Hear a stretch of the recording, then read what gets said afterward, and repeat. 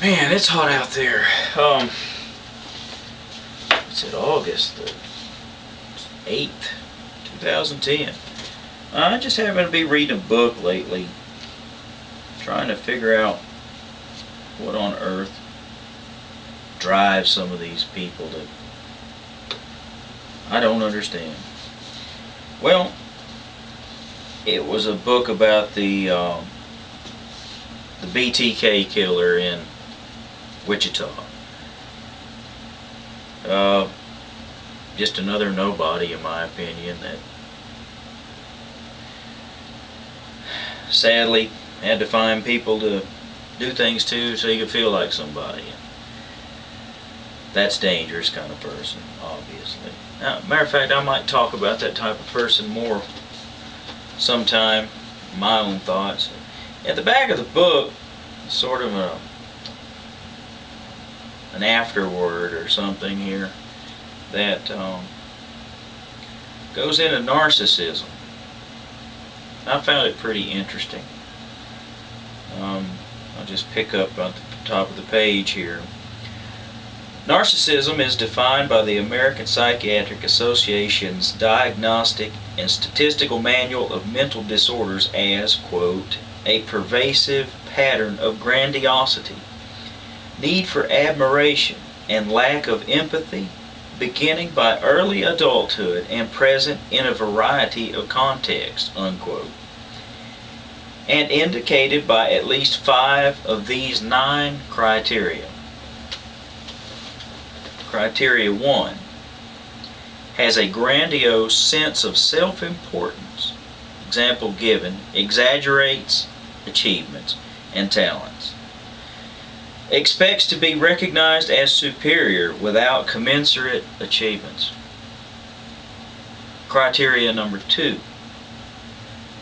is preoccupied with fantasies of unlimited success, power, brilliance, beauty, or ideal love.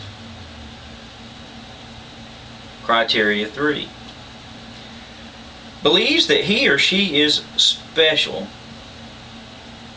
and unique and can only be understood by or should associate with other special or high status people or institutions. Criteria number 4, requires excessive admiration. Criteria number 5, has a sense of entitlement, that is, unreasonable expectations of especially favorable treatment or automatic compliance with his or her expectations. Number 6, is interpersonally exploitative, that is, takes advantage of others to achieve his or her own ends. Number 7, lacks empathy, is unwilling to recognize or identify with the feelings and needs of others. Number 8, is often envious of others or believes that others are envious of him or her. Number 9, shows arrogant, haughty behaviors or attitudes. Well, don't these politicians we have now just fit that stuff to a T? They do horrible things that you or I assume you're a normal person like me, would go to jail, and deservedly so, for doing. They do so with no real accountability, no care for the consequences, no matter the effect it has on other human beings, and they're self-serving. They are amoral. They fit all the things I just read to a T. Now, if that was personified in a person, when I mean that, a leader, that person would be considered a despot, dictator, tyrant. I think how it's pulled off in today's world, especially in the United States, is these qualities are surely dissolved and dispersed amongst many, many of these would-be tyrants, to where you can never settle on one being the problem. Now, you can step back from the picture and surely see the narcissistic, destructive, self-serving personality of the machine at large without even trying.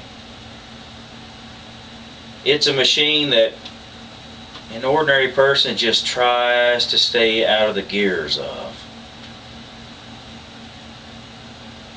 It will surely crush that person.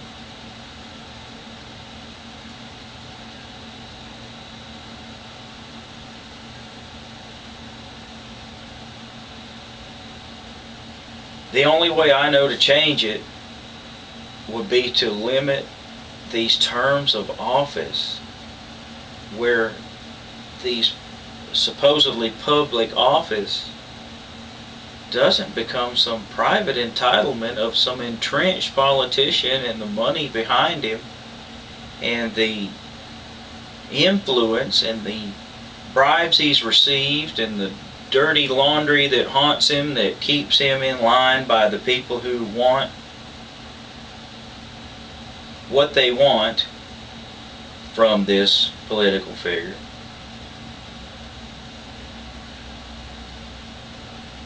Yet, the office they're holding now is what they're using to stay in, and they won't give it up.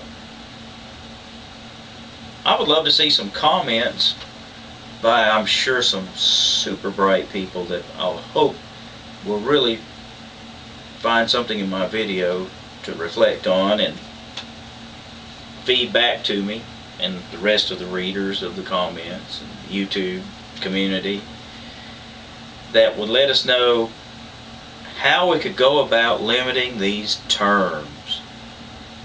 We have got to get some turnover where political office isn't the tail wagging the dog. It doesn't take very much to control a person and influence many millions toward the party that bribed an official so the official could pick up maybe a few thousand for himself. Back in the 80s, my father had a business, and there was a man who was embezzling.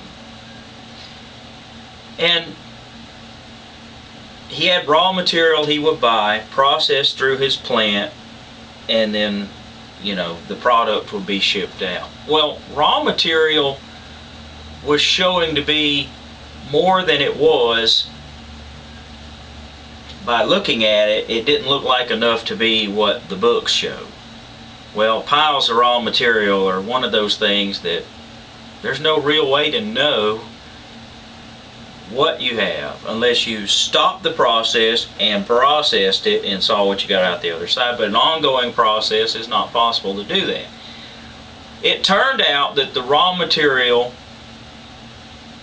was being shipped in, and a shipment would be recorded, but this embezzler was making up that shipment. All he did was split the shipping costs with the shipper, and it would cost my dad's company a whole load of raw material. I mean, a tractor trailer load. It probably wasn't 0.5% of the value of what was actually being reported fictitiously. And it pointed me to see that all these bribes and things these politicians get look like a lot of money, but they are to an individual, but they're nothing compared to the damage done in waste and loss that we experience. These bought-off politicians, there's people that have a vested interest in keeping them there, and their personality, like I just read, wants to keep them there. It's very scary. It needs dealing with. I'd love to hear some feedback. Bye.